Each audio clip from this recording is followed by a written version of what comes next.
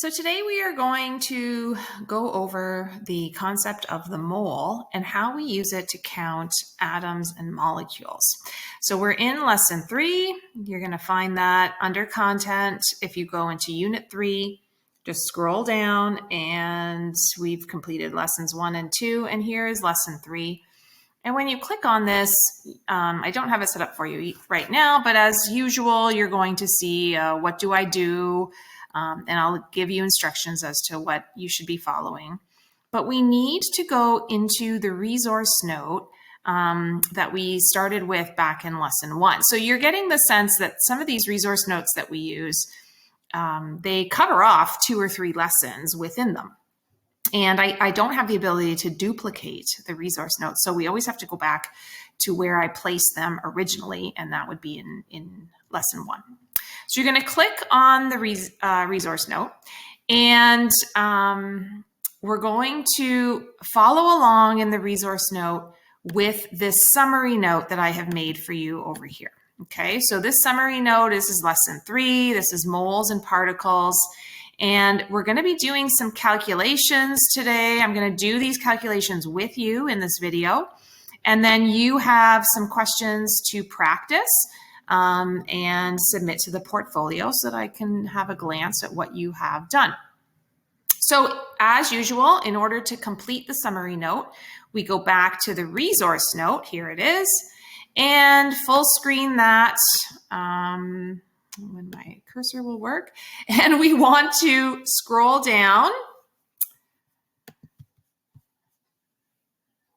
and we want, there we go, finally, a bit of a delay.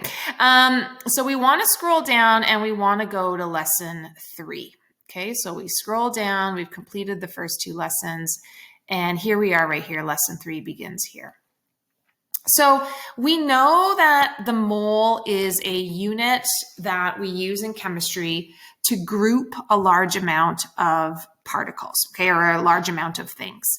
So we know that this number is 6.02 times 10 to the 23, and we've been using the term particles, but we don't really like that term. That's very vague. I don't know what kind of particle I am talking about. So here you're going to see in green, we are now going to assign a symbol to this constant. So this is Avogadro's number. And remember that this number, 6.02 times 10 to the 23, represents the number of particles in 1 mole of something. Okay, so this is very similar to how we represent a dozen. If I say I have a dozen of something, you all know that I have 12 of those objects. If I have 2 dozen, I have 24. If I have half of a dozen, I have 6. So half of the constant number that represents a dozen. So a mole is represented by this huge number, 6.02 times 10 to the 23. And instead of using particles, we're going to be more specific now. We're either going to call them atoms, or we are going to call them formula units or molecules. Okay, so atoms is going to be used only for elements. Formula units or molecules are going to be used for compounds. And why there's 2 different units, formula units will be specific to ionic compounds, molecules will be specific to covalent compounds. So we want to set up a formula to allow us to go between this constant for 1 mole of substance and the fact that we won't always have 1 mole of a substance. Maybe we have 2 moles. Maybe we have half of a mole. Maybe we have 3.25 moles, right? So throw some decimals in there. How are we going to figure out how many particles we have? Well, sometimes you can do this in your head if it's an easy constant like a dozen, okay, or 12 of something. But when we have such a huge number like this, we need a formula and we need to set up a mathematical relationship to help us out.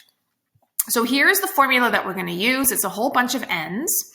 Lowercase n is the number of moles, so the actual number that we have. Na in the denominator there is Avogadro's number. It's this constant that's just up here. And then capital N on its own is the actual number of particles that we have. And again, it's either going to be a unit of atoms if it's an element. If it's a compound, it's either formula units for ionic, molecules for covalent. Okay, so here, read through this. This takes you through the difference between atoms, molecules, and formula units. So they're going to call them, there's a molecule because it's covalent, right? Carbon and oxygen are nonmetals. Here is an ionic compound, metal and a nonmetal. We call these formula units. Okay. Now, here's our first example. How many moles of tin are the equivalent to 1.8066 times 10 to the 24 atoms? So notice a couple things. We're going to use the term atoms because we're talking about an element on its own. We know that 1 mole is equal to 6.02 times 10 to the 23 atoms, but that's not the number I have. I have a number that's higher than that. So you can go through and click on all these steps to go through the equation and get your final answer. But I'm going to do this for you on a Jamboard. So we're just going to exit the full screen and we're going to come over here to a Jamboard where I can write this down for you. Okay, so the first thing, you just focus here on the formula that we need, and we need N is equal to N divided by Na. In this particular question, they are asking us to solve for the actual number of moles. So we need to solve for little n. If I am solving for little n, that means this actual number of particles is what I am solving, or I have been given this, okay, in the equation. And then Na, again, is Avogadro's number, and this is the constant that we are aware of. Some of you may want to use a triangle when we are using these formulas. So I'm just going to set up the triangle for you. I'm not a great fan of them, but they have their place, okay? And what we do is when we see a formula like this with 3 variables, we set it up in a situation like this, okay? So if I am solving for moles, which I am, so there I am just highlighting that, whatever is left over, you will set up a mathematical relationship of either multiplication or division. So in this case, because I have n in the top portion and there is a line underneath it, I'm going to take that n, capital N value, and divide it by whatever is below. And that is what is left over in this particular case or this scenario with this question that we are dealing with. So here's our question. So it says, how many moles of tin are the equivalent of 1.066 times 10 to the 24 atoms? So my moles is unknown. I do not know what it is. I always know Na, okay? So Na is Avogadro's number, and I always know this. They're not going to give it to you because they know that you know this, okay? Now, what is the unit on Avogadro's number? Well, it is this many particles per mole. So if I had 1 mole, I'd have this many particles. We're not going to use that term particles. We're going to be more specific to what we're talking about. And we're talking about tin. Tin is an element. Therefore, I need to refer to atoms per mole. And that's the unit that I use. Capital N is the actual number of particles that I know. And I know the actual number. It's 1.8066 times 10 to the 24 atoms. So we set this up and we write out, so I'm just going to kind of block this off. I wrote a little bit big. So we say that we know that moles is equal to N over Na. And then we sub in our values. So we write in for capital N, 1.0866 times 10 to the 24 atoms. And I divide that by Avogadro's number. So 6.02 times 10 to the 23 atoms per mole. And you have to show this step, okay? This is an important step. It shows the in-between work, and then we do our math in the calculator and we come up with our final answer. So we're going to punch in the calculator 1.8066. And remember the proper way of entering scientific notation. You're going to hit your EXP button or your EE button. I made a video in lesson 1 to show you how to do that. You tell it 24. Divide by 6.02 EXP 23, and I am getting an answer of 3.00 moles. Okay, so this is our unit for mole, is MOL. And I want you to go to 2 decimal places, okay? Your main resource note might talk about significant figures and they might be rounding a bit different. For us, 2 decimal places is just perfect. Okay, let's do the next example. So the next example says a sample contains 4.7 times 10 to the negative 4 moles of gold. So there's the symbol for gold. How many atoms of gold are in the sample? So again, we're not going to use the term molecules here or formula units. We only use those if we're talking about a compound, and we're not. We're talking about the element gold. So let's write down what we know. We know that moles is given and that it is 4.70 times 10 to the negative 4. And they're asking how many atoms of gold. Well, this will be my capital N. I don't know it.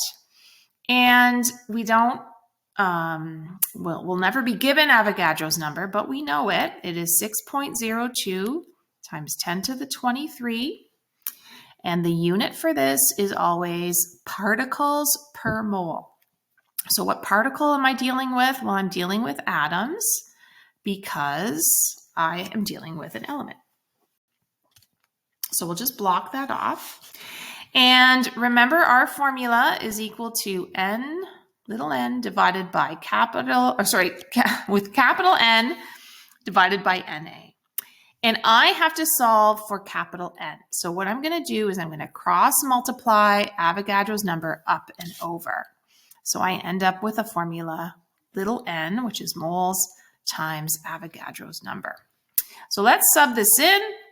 Moles is 4.70 times 10 to the negative 4 mole times Avogadro's number, which is 6.02 times 10 to the 23 atoms per mole. I do my math, so again, be very careful with how you punch in scientific notation. I'm hitting 4.70 EXP negative 4 times 6.02 EXP 23, and I'm getting an answer of 2.83 times 10 to the 20 atoms. Okay. Now remember back up here, if you're having trouble with your formulas, remember that you have the triangle. And if you are solving for capital N, you are multiplying whatever is in the bottom portion of that triangle. Okay, so that is how we get this formula here. Some of you will be more comfortable rearranging formulas than others. Okay, so this is, these are the 2 examples that they show you in the main resource note. I'm going back there. And there they are right there. Okay, so we did this one. This is example 2. There's example 1. And then they have 4 questions for you to try right here. And again, just watch, right? They might use the term atoms if it's an element. They'll use the term molecules or formula units if you're dealing with a compound. Okay, so that's the only difference. Don't be confused by that. So try those 4. I would hand write them on paper, take a photo of them, put them on a Google Doc, please. It is so much easier for me to open your files than an actual image. And then give those a try. Okay, good luck.